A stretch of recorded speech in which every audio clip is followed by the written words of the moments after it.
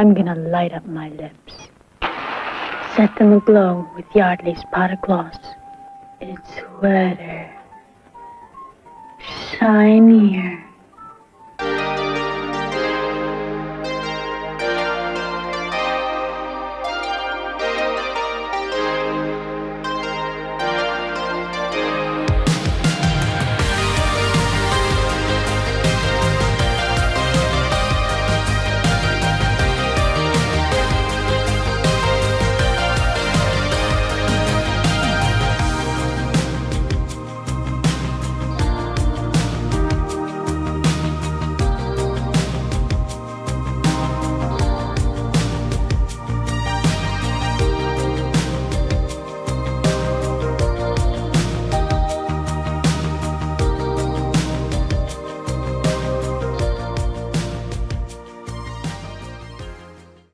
Hundreds of malls have closed over the last several years because people's shopping habits have changed. This is what many of America's malls look like today. Empty, eerie, dead. For half a century, the mall was the mecca of our booming consumer society. This is the story of the first enclosed mall to be built in over a decade, and it's a complete failure. This is the story of the American Dream Mall in Rutherford, New Jersey.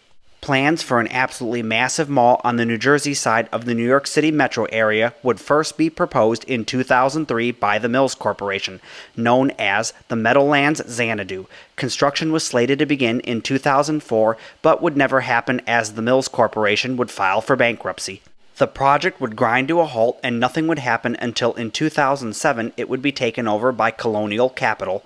By 2009, very little progress had been made, and construction would stall again due to the Lehman Brothers bankruptcy.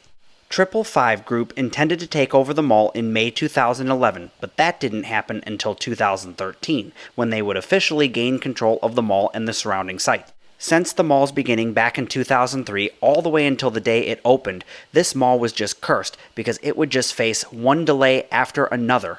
But finally, after all of those delays, in 2019, the mall would open with the Nickelodeon Universe theme park. Then, later on that year, the Big Snow American Dream ski slope would open in December, followed by the DreamWorks water park, which was scheduled to open on March 19th of 2020, as well as the mall's retail shops and restaurants. And, well, then we had a little thing called COVID-19. And of course, the pandemic put a halt to everything. I visited this mall at the end of February 2020.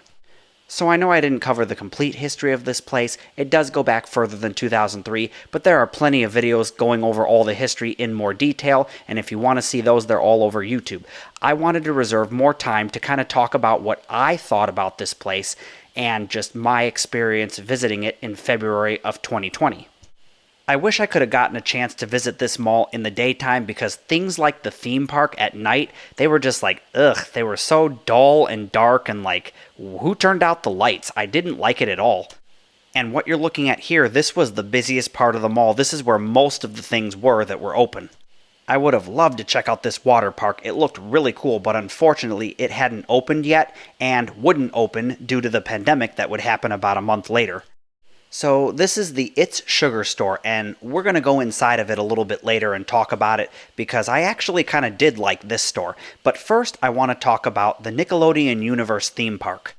Now this is my very first experience with a Nickelodeon Universe theme park. I've not been to the one at the Mall of America in Minnesota. Now I have been to Nickelodeon theme parks before. I can remember way back in the day going to a Nickelodeon theme park. I believe it was at Universal Studios in California, and I don't think they have that anymore.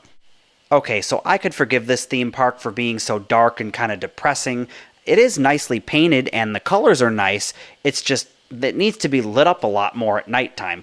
But I cannot forgive the insane price they were charging to get into this place.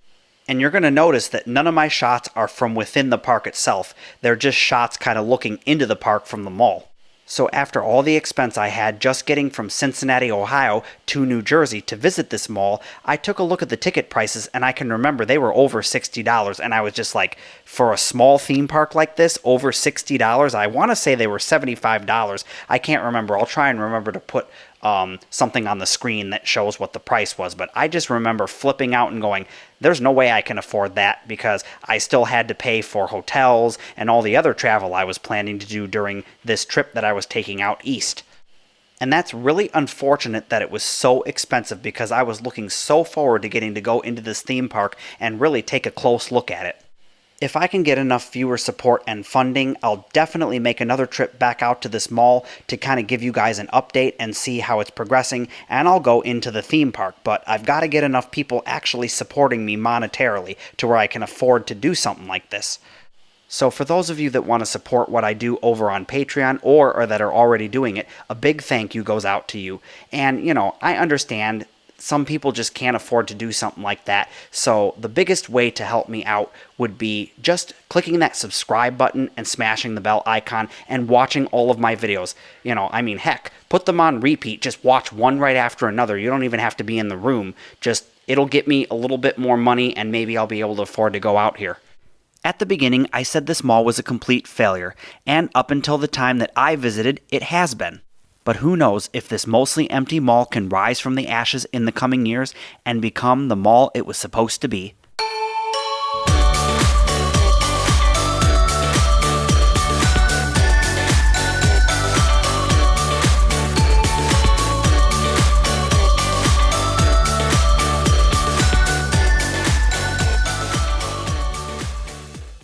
If there was ever to be a real version of the Willy Wonka chocolate factory, this has to be it. This is the closest thing you're going to get to it. This place was absolutely amazing. This is inside the It's Sugar store. Now, I've been to It's Sugar before. They have them at a lot of the malls. I know I've been to some in Ohio before, and they're just sort of ordinary. They're just regular old candy stores, but this one just is another level. It's like you're in another dimension. And a lot of the things you're going to see throughout this store are made completely out of candy, like this horse here from a carousel. That is all jelly beans. And like I've said in many of my other mall videos and store tours, unfortunately, I can't share the ambient sounds with you because of the copyright gods will get mad at me and strike me down. Tisk, tisk, tisk, YouTube. So awful, and they still haven't fixed it. So like always, I'll be posting the raw and real edition over on my Patreon, where you can hear all the ambient sounds.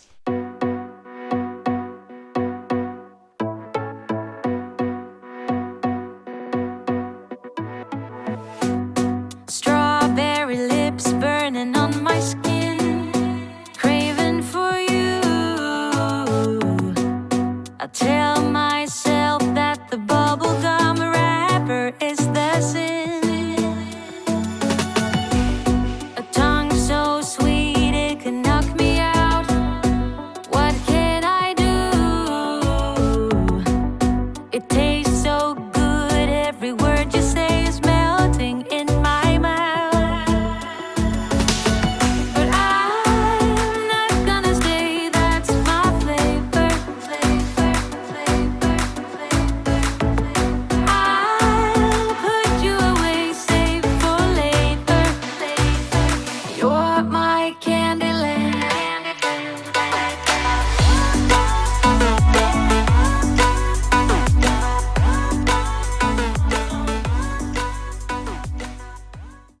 Here we are at the rink. This is a huge ice skating rink.